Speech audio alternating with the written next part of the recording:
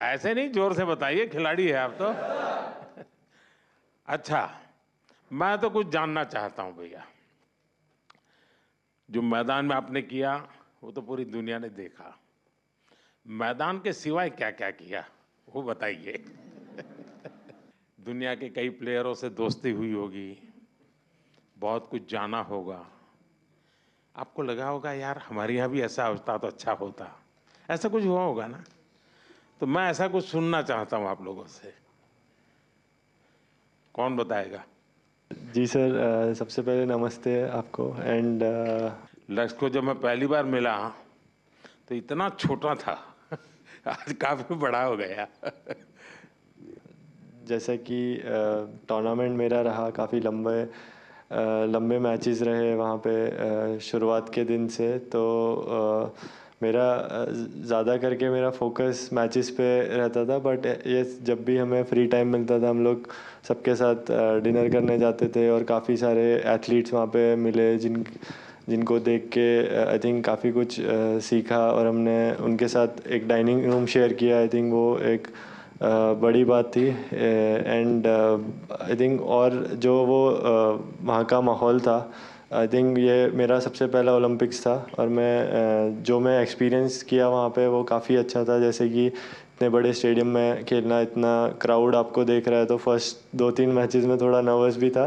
But जैसे ही tournament चलता गया मेरा वो बेटर होता गया। बट आई थिंक मेरे लिए एक बहुत अरे बड़ा भाई तुम तो एक्सपीरियंस। देवभूमि से हो, लेकिन आपको मालूम है अब इस बार आप एकदम से सेलिब्रिटी बन गए हो। जी सर, मेरा मैचेस के टाइम तो मैं फ़ोन प्रकाश सर ने ले लिया था और बोला कि अभी जब तक मैचेस नहीं हो जाते तब तक फ़ोन नहीं मिलेगा। बट यस, उसके बाद आई थिंक काफ़ी लोगों ने सपोर्ट दिया। बट मैं यही कहना चाहूँगा, मेरा एक अच्छा लर्निंग एक्सपीरियंस था। थोड़ा हार्ट ब्रेकिंग भी था कि मैं इतने क्लोज आके रह गया। बट मैं आगे आने वाले टाइम में और बेटर करूँगा अपने तब रिजल्ट्स। प्रकाश सर इतने डिसिप्लिन स्ट्रिक्ट थे तो अगली बार मैं उन्हीं को भेजूंगा। ज़रूर सर, ज़रूर। लेकिन बहुत कुछ सीखा होगा ना, क्योंकि देखिए मैं बताता हूँ, अच्छा होता आप जीत करके आते होते, लेकिन आपके खेल को जिनको पता भी नहीं है खेल क्या है वो भी घंटों तक देखते रहते हैं, बार बार रील देखते हैं। जिस प्रकार से आपने खेला है, लोगों को नहीं विदेश के लोग खेलते हैं ऐसा नहीं, हमारे बच्चे भी खेलते हैं, ये भाव पैदा हुआ है। जी सर, आई थिंक वो एक दो शॉट ऐसे मैंने खेले थे जो काफ़ी फेमस हो गए थे। बट आई थिंक ओवरऑल जैसा मैंने टूर्नामेंट खेला, मैं चाहूँगा कि और आगे जो आने वाले बच्चे हैं जो बैडमिंटन लेते हैं, मैं उनको और मतलब और इंस्पायर करूँ, और ऐसे ही खेलते रहूँ। बहुत बढ़िया। अच्छा, एसी नहीं था और गर्मी बहुत लगती थी, तो सबसे पहले कौन चिल्लाया था कि ये क्या कर रहा है मोदी, बातें तो बड़ी करता है, हैं? एसी भी नहीं है कमरे में, हम क्या करें?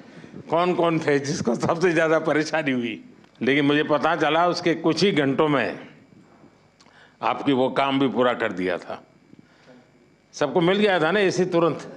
हाँ, देखिए इतनी ख्याल रखा जाता है खिलाड़ियों का, इसका सब लोग तुरंत एक्ट करते हैं। नमस्कार सर, मेरा नाम अंजुम मौडगिल है, मैं शूटिंग स्पोर्ट्स से हूँ।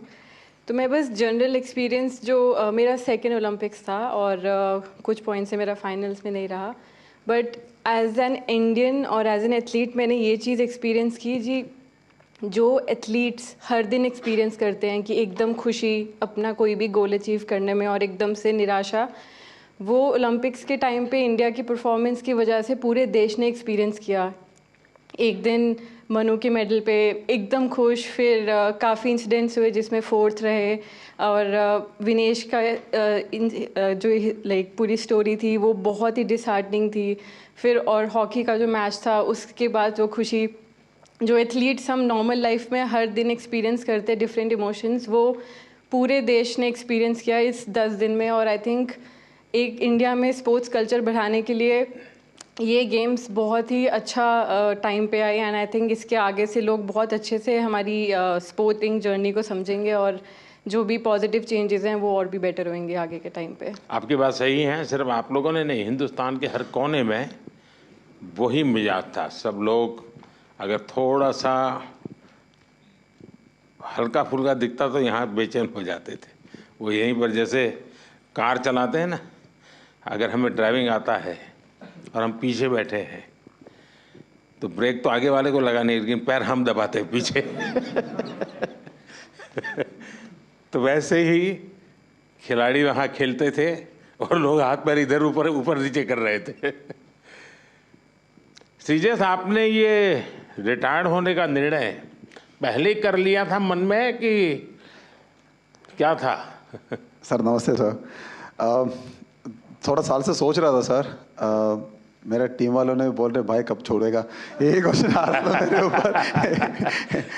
बट मुझे ऐसा लग रहा था सर, मैंने 2002 में पहले बार कैंप में गया और 2004 में फर्स्ट इंटरनेशनल खेला जूनियर टीम में, तब से खेल के आ रहा हूँ। तो मैंने सोचा 20 साल से अपना देश के लिए खेल रहा हूँ तो एक अच्छा प्लेटफॉर्म से रिटायरमेंट लेना है।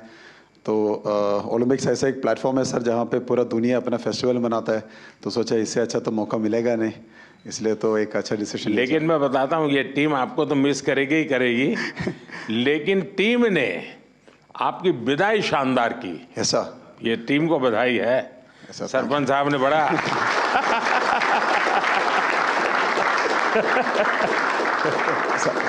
सच में सर ऐसे एक हम सपना ही देख सकता है सर, क्योंकि हमारे लिए थोड़ा हार्ड था जब हम लोग सेमीफाइनल हार गए थे, क्योंकि ये टीम इस बार जब पेरिस के लिए गया था हमारा उम्मीद इतना था कि हम लोग फाइनल खेलेगा या गोल्ड के लिए हम लोग लायक है। बट जब सेमीफाइनल हार गया एकदम से थोड़ा दर्द लगा सबको। बट आखिर जब लास्ट मैच के लिए हम लोग उतरा था तब सब लोगों ने ये बोला कि यार ये मैच श्रीबाई के लिए जीतना है। तो मेरे लिए तो सबसे गर्व की बात यही है सर, क्योंकि इतना साल का जो मेहनत अपना देश के लिए किया है, ये भाई लोगों ने मेरे लिए साथ दिया, मेरे साथ दिया, और हम लोगों ने, मैंने स्पेशली वो पोडियम से अपना टीम को थैंक यू बोला और गुड बाय बोला सर। अच्छा मुझे बताइए भाई, जब ये आपको ब्रिटेन के सामने 10 लोगों के भरोसे लड़ना था तब क्या इन्हें शुरू में ही डिमोरलाइज हो गए? सरपंच साहब जरा बताइए। कुछ तो हुआ होगा, ये बड़ा कठिन था। नमस्कार सर। जी बिल्कुल सर, काफ़ी कठिन था क्योंकि पहले ही क्वार्टर में गार्ड हो गया था हमारे प्लेयर को।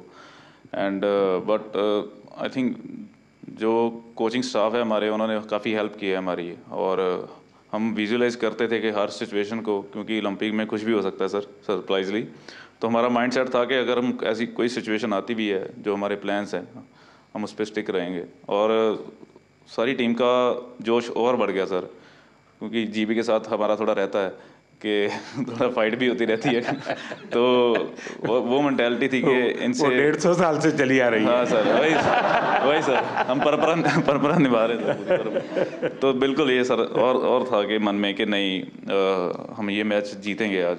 तो बहुत अच्छा रहा कि 1-1 ड्रा रहा सर, उसके बाद शूट आउट पे हम जीते हैं। तो एक वो, क्योंकि ये ऐसा कभी सारी हिस्ट्री में नहीं हुआ है सर ओलंपिक में। एंड एक और खुशी की बात थी कि हमने जो ऑस्ट्रेलिया को हराया सर, वो भी हमारे लिए बहुत बड़ी बात थी कि 52 ईयर्स के बाद हमने बड़े प्लेटफॉर्म में ऑस्ट्रेलिया को हराया। वैसे भी आपने सारे रिकॉर्ड तोड़े हैं 52 साल के। जी जी सर, 2 बार ओलंपिक में बार लगातार, ये भी बहुत बड़ा काम है। जी सर। आप तो भाई यंगेस्ट से नमस्ते सर जी। हैं, सब कहते होंगे तो थे जी। ये मत करो वो मत करो, और आप थोड़े डर जाते होंगे। इस कम उम्र में जी बहुत बुरा समय देखा जी मैंने। तो मेरे मम्मी पापा 10 साल के छोड़ के चले गए थे, देश को सौंप गए थे। फिर बस यही सपना था कि उनका ओलंपिक में मेडल लाए, और मेरा भी यही सपना भाई ओलंपिक में मेडल देना देश को। तो बस यही सोच के प्रैक्टिस करते रहे, और टॉप से और साई और रेसलिंग फेडरेशन WFI का भी बहुत योगदान रहा जी इस मेडल में। अभी मूड क्या है? अब बहुत अच्छा है, अच्छा लग रहा है। कोई पसंद की चीज घर आके खाई कि नहीं खाई? अभी तो घर गए ही नहीं जी। घर गए नहीं? हाँ जी। तो हमें बोलते तो हम बर्फा देते कुछ भाई। घर जाके चूर में खाएंगे जी। अच्छा।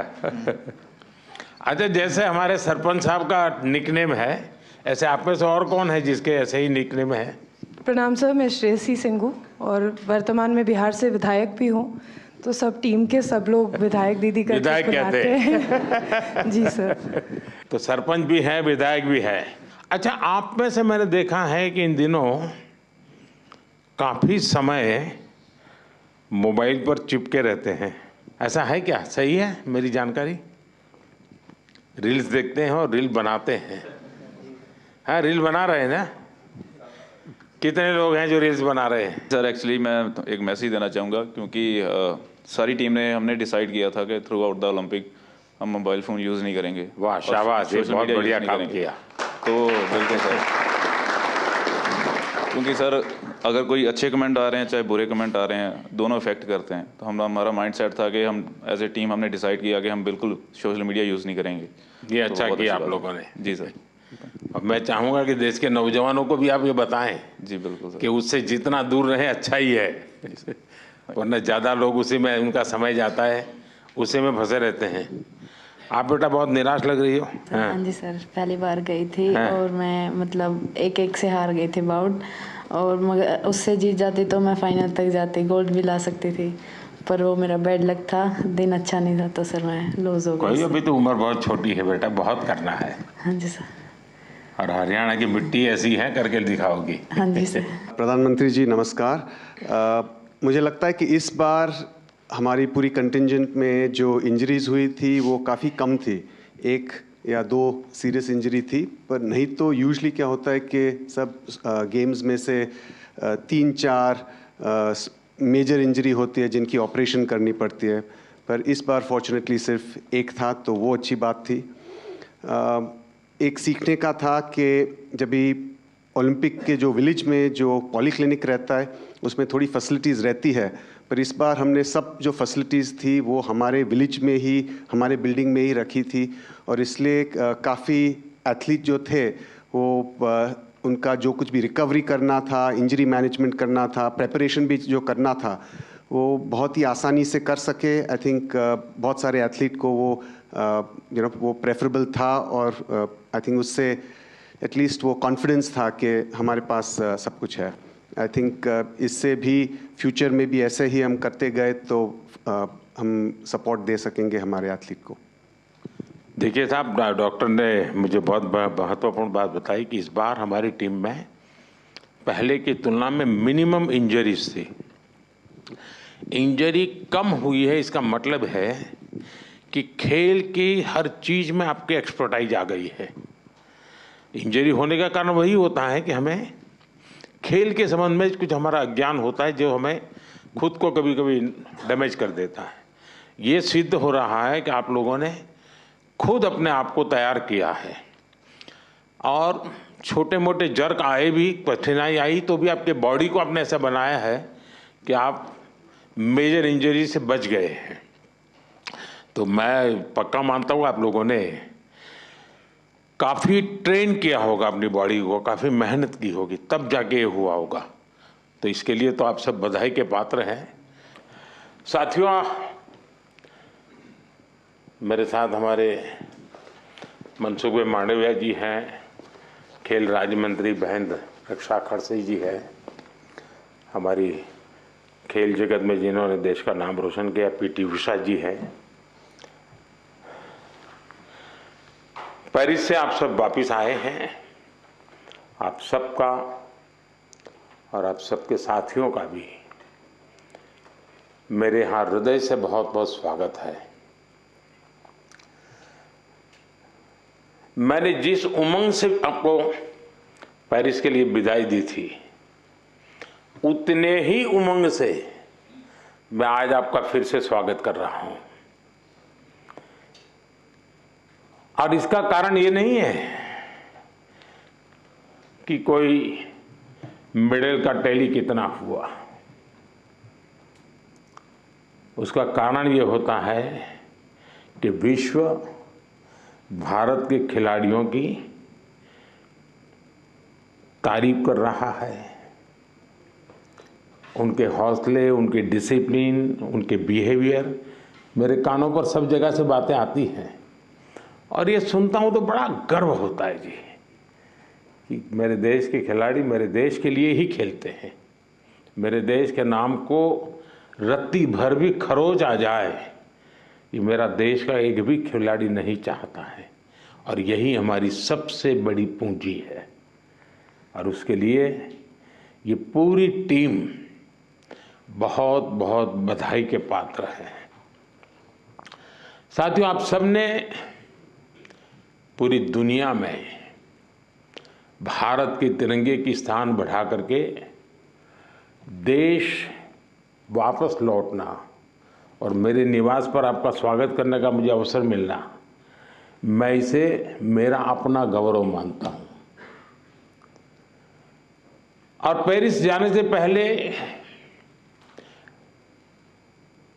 जो जाते हैं उनको भी पता होता है कि हमें अपना बेस्ट देना है, और मैंने हमेशा यही कहा है सबको कि आपको अपना बेस्ट देना है, और आपने दिया है। दूसरी बात है, हमारे खिलाड़ी उम्र में बहुत छोटे हैं और अभी से ये अनुभव मिला है, तो आगे हमारे पास एक लंबी समय है अधिक अचीव करने का, और वो आप जरूर करेंगे। इस अनुभव का लाभ देश को मिलेगा। साथियों, पेरिस ओलंपिक्स भारत के लिए कई मायनों में ऐतिहासिक रहा है। इस ओलंपिक्स में देश के लिए जो रिकॉर्ड्स बने वो देश के कोटि कोटि नौजवानों को प्रेरणा देंगे। आप देखिए, ओलंपिक्स के करीब 125 साल के इतिहास में ये मनु हमारी पहली बेटी ऐसी है जिसने भारतीय खिलाड़ी के रूप में इंडिविजुअल इवेंट में 2 मेडल जीते हैं।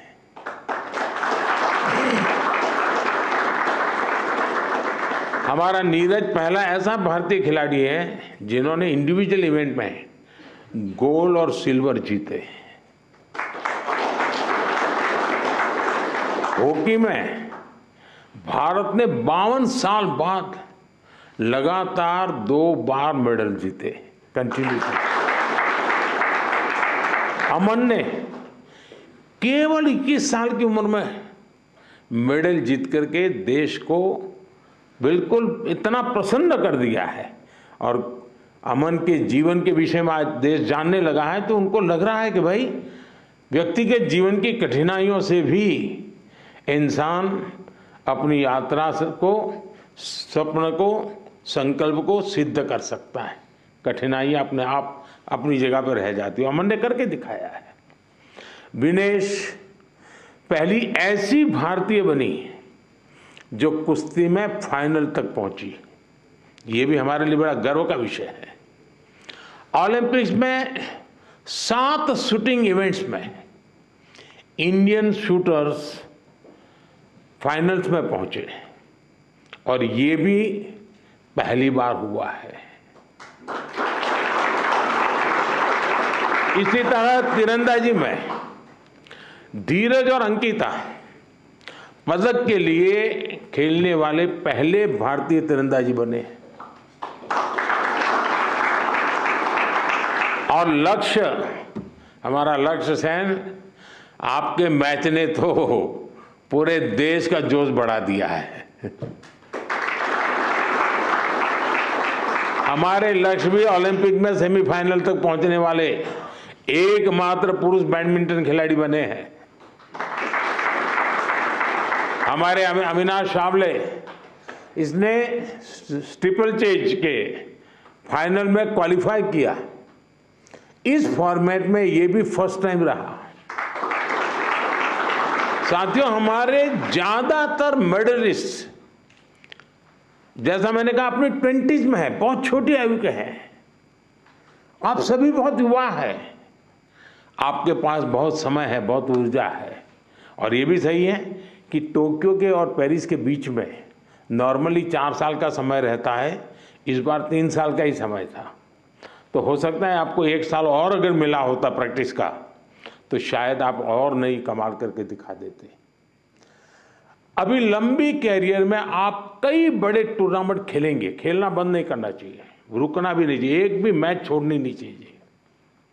ये युवा दल इस बात का प्रमाण है कि स्पोर्ट्स में भारत का भविष्य कितना उज्जवल रहने वाला है।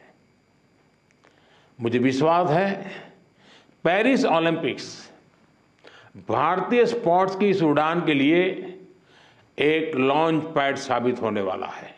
ये टर्निंग पॉइंट है हमारा। उसके बाद विजय ही विजय है दोस्तों, हम रुकने वाले नहीं है। साथियों, आज भारत अपने यहाँ world class sports ecosystem develop करने की प्राथमिकता दे रहा है। ग्रास रूट से आने वाले खिलाड़ियों को उनको तराशना ये बहुत ज़रूरी है। हमने गांव-गांव, शहर से युवा प्रतिभाओं को आगे बढ़ाने के लिए खेलो इंडिया मुहिम शुरू की और मुझे खुशी है कि खेलो इंडिया से निकले 28 खिलाड़ी इस ओलंपिक समूह का हिस्सा बने हैं।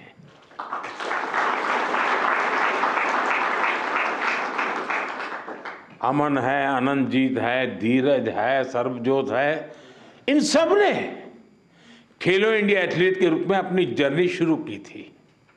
और इससे हुआ ये है कि खेलो इंडिया में खेलना और जी भर के जीतना ये एक बहुत बड़ा अहम हिंदुस्तान का कार्यक्रम बन चुका है जी। मैं मानता हूँ मैं खेलो इंडिया को और तवज्जो देनी है और ताकत देनी है।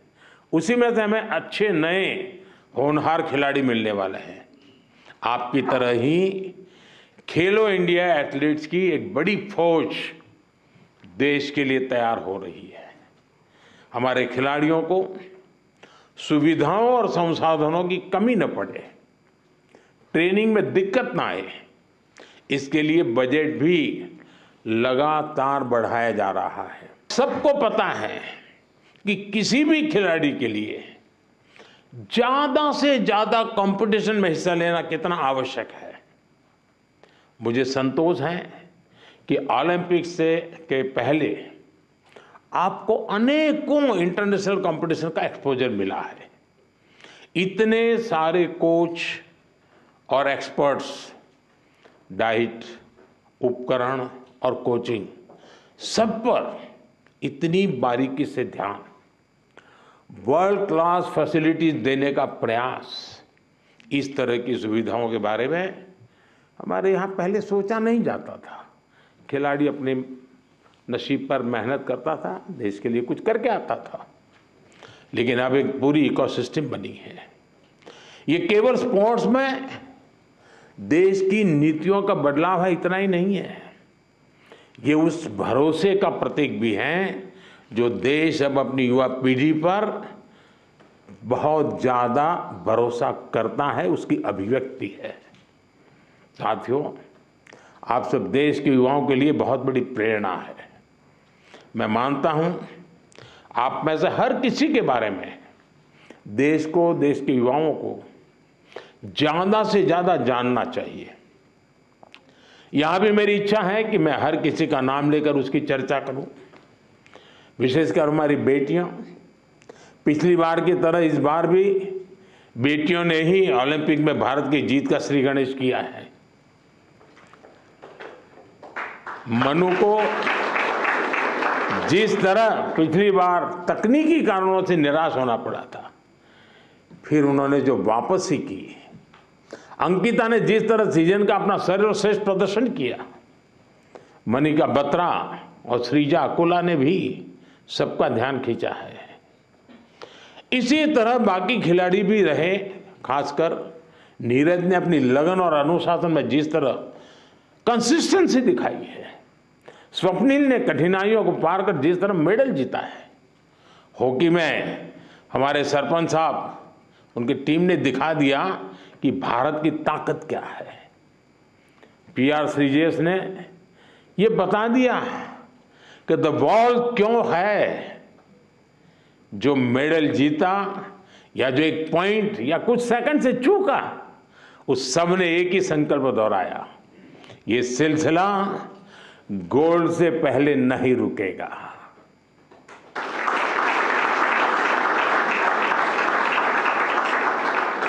मैं मानता हूं इससे देश के युवाओं को बहुत कुछ सीखने को मिलेगा। साथियों, हमारा भारत 2036 ओलंपिक्स की मेजबानी हासिल करने के लिए तैयारी कर रहा है। मैंने आज भी वहाँ भी लाल किले से भी बोला है, हम पूरी तैयारी कर रहे हैं। ऐसे में कई ऐसे एथलीट्स जो पिछले ओलंपिक्स में भी खेल चुके हैं, उनके इनपुट बहुत महत्वपूर्ण है। आपने वहाँ बहुत कुछ ऑब्जर्व किया होगा, बहुत कुछ देखा होगा।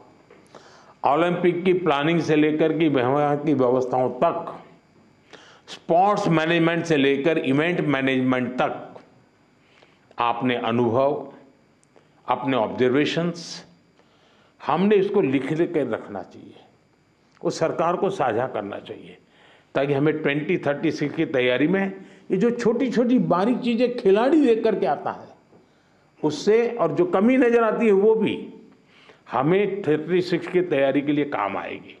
तो एक प्रकार से आप मेरी 36 की टीम के फौजी है, आप सबको मेरी मदद करनी है, ताकि हम 2036 में दुनिया में अब तक न हुआ हो ऐसा ओलंपिक कर करके मेजबानी करके दिखाएं।